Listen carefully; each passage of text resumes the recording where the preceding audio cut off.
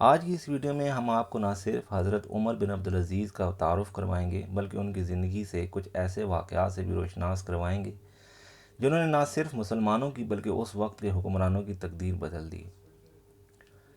حضرت عمر بن عبدالعزیز رضی اللہ تعالیٰ عنہ 682 ہجری میں مدینہ میں پیدا ہوئے اور 720 ہجری میں شام میں وفات پائی۔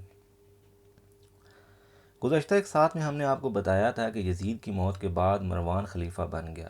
مروان نے کچھ ایسا طریقہ کار لاگو کیا تھا جس کے نتیجے میں مروان کی وفات کے بعد اس کا بیٹا عبد المالک خلیفہ بنتا اور عبد المالک کی وفات کے بعد اس کا دوسرا بھائی عبدالعزیز یعنی مروان کا دوسرا بیٹا خلیفہ بنتا۔ عبد المالک اپنی وفات کے وقت یہ چاہتا تھا کہ وہ اپنے بیٹے میں سے کسی کو خلیفہ بنائے۔ اس کا دوسرا بھائی عبدالعزیز جو اس وقت مصر کا گورنر تھا اس نے اس فیصلے کی مخالفت کی، مگر عبدالعزیز کو قدرت نے مہلت نہ دی اور 705 ہجری میں وہ فوت ہو گیا۔ عبد المالک کے لیے اب راستہ صاف تھا، چنانچہ اس نے اپنے بیٹے ولید کو خلیفہ نامزد کر دیا۔ ولید نے خلیفہ بننے کے بعد حجاج بن یوسف کو کھلی چھوٹ دی۔ حجاج بن یوسف اس وقت عراق کا گورنر تھا، جس کا نتیجہ یہ نکلا کہ ایک طرف تو مسلمانوں نے لاکھوں مربع میل کا علاقہ فتح کیا، مگر دوسری طرف ظلم و ستم کی ایسی تاریخ لکھی گئی جس کی مثال نہیں ملتی۔ مسلمان عمرہ اور خلفاء اور سرکاری حکام عیش و عشرت میں پڑ گئے۔ چور بازاری اور اقربا پروری کا دور دوہرا شروع ہوا۔ ان حالات میں اللہ نے مسلمانوں کے حالت زار پر رحم کھایا اور حادثاتی طور پر سلیمان کی وفات کے بعد حضرت عمر بن عبدالعزیز کو خلیفہ نامزد کر دیا گیا۔ جیسا کہ گزشتہ اقساط میں ہم آپ کو بتا چکے ہیں کہ سلیمان بن عبد المالک نے وہ تمام لوگ جو کہ حجاج کے قریبی تھے انہیں چن چن کر قتل کیا۔ ان میں فاتح سندھ محمد بن قاسم اور فاتح اندلس اور ہسپانیہ موسیٰ بن نصیر بھی شامل تھے۔ سلیمان اپنی وفات سے قبل اپنے بیٹے ایوب کو خلیفہ بنانا چاہتا تھا، مگر ایوب کی اچانک موت کی وجہ سے حضرت عمر بن عبدالعزیز کو خلیفہ چن لیا گیا۔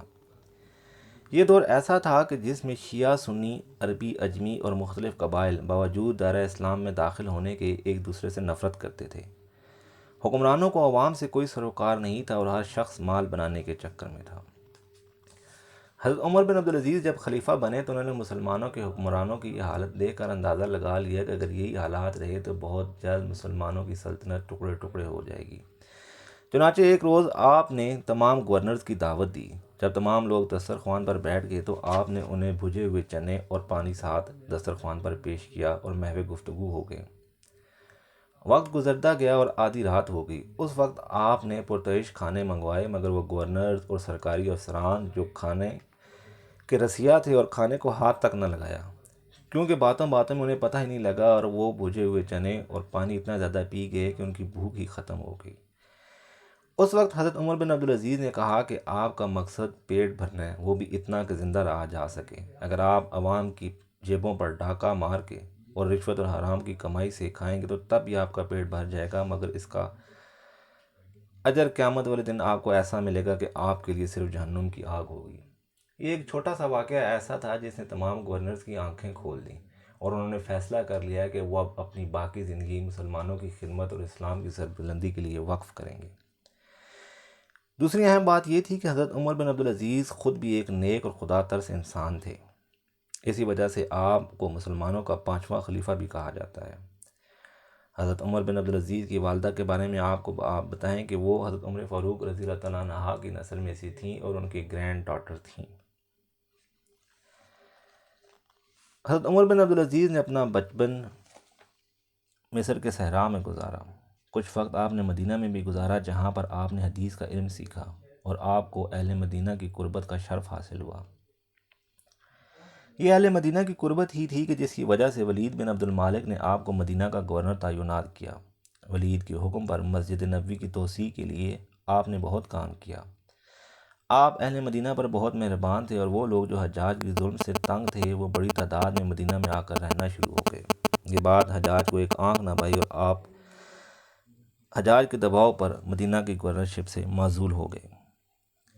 ولید جو اس وقت خلیفہ تھا اس کی پہلی بیوی آپ کی بہن تھی۔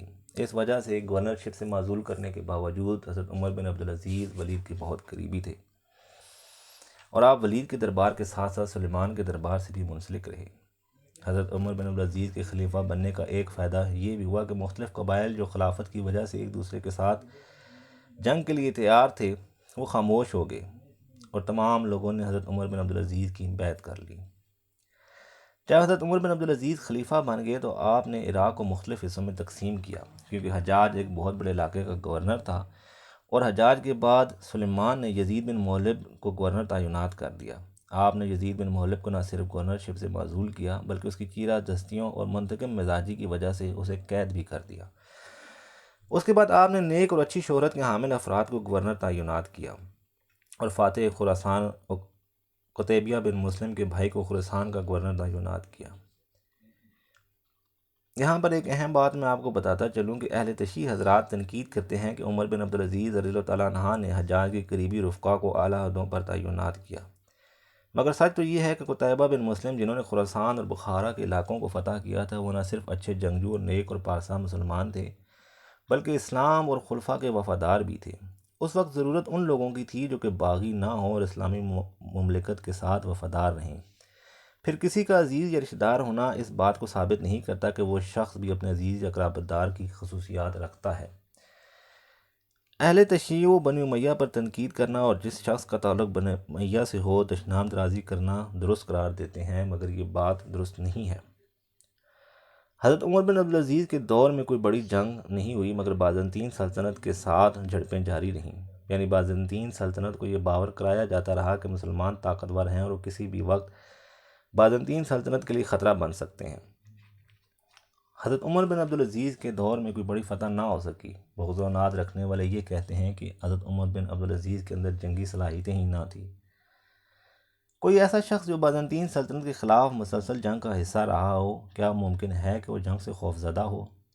آئیے آپ کو اس کی حقیقت بھی بتاتے ہیں کہ تمام مسلمان اس بات پر متفق ہیں کہ عمر بن عبدالعزیز رضی اللہ عنہ مسلمانوں کے 5ویں خلیفہ تھے۔ آپ نے جو بھی تعیناتیں کیں، جو بھی فیصلے کیے، اسلام کی سربلندی کے لیے کیے۔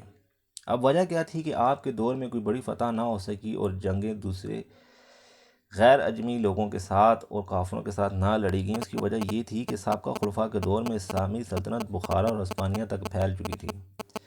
نو مسلموں سے بھی جزیہ لیا جاتا تھا، جس کی وجہ سے خوشحالی تھی اور مال و دولت کی فراوانی تھی۔ حضرت عمر بن عبدالعزیز نے سب سے پہلے نو مسلموں پر جزیہ ختم کیا۔ اس طریقے سے مالخانے میں ایک بہت بڑا حصہ آنا بند ہو گیا۔ اس پر آپ کو مشورہ دیا گیا کہ سرکاری خزانے میں پیسے کی واضح کمی واقع ہوئی ہے۔ آپ کا جواب تھا کہ میں اسلام کی سربلندی کے لیے خلیفہ بنا ہوں، مال و دولت کمانے کے لیے نہیں، لہٰذا میرا مقصد اسلام اور اللہ تعالیٰ کا دین اور نبی کریم صلی اللہ علیہ وسلم کی سنت پھیلانا ہے، سرکاری خزانے بھرنا نہیں۔ یہی وجہ ہے کہ حضرت عمر بن عبدالعزیز کے دور میں خلفائے راشدین کی طرح لیا جاتا ہے، اور اس وجہ سے مال و دولت کی کمی کی وجہ سے جنگ کا دائرہ کار پھیلایا نہ جا سکا۔ حضرت عمر بن عبدالعزیز نے نبی کریم صلی اللہ علیہ وسلم کی سنت پر عمل پیرا ہوتے ہوئے چین اور تبت کے حکمرانوں کو خطوط لکھے اور انہیں اسلام کی دعوت دی۔ آپ ہی کی وجہ سے اسلام کی جڑیں ایران اور مصر میں مضبوط ہوئیں۔ اسلام وسیع و عریض رقبے پر پھیل چکا تھا، مگر اسلام کی اصل روح سے حضرت عمر بن عبدالعزیز نے روشناس کروایا۔ 720 ہجری میں آپ دمشق سے واپس آ رہے تھے کہ آپ کی طبیعت خراب ہوئی اور آپ خالق حقیقی سے جا ملے۔ آپ کی وفات کے بعد یزید دوم کو خلیفہ نامزد کیا گیا۔ اگلی قسط میں ہم آپ کو یزید دوم کے بارے میں بتائیں گے۔ شکریہ۔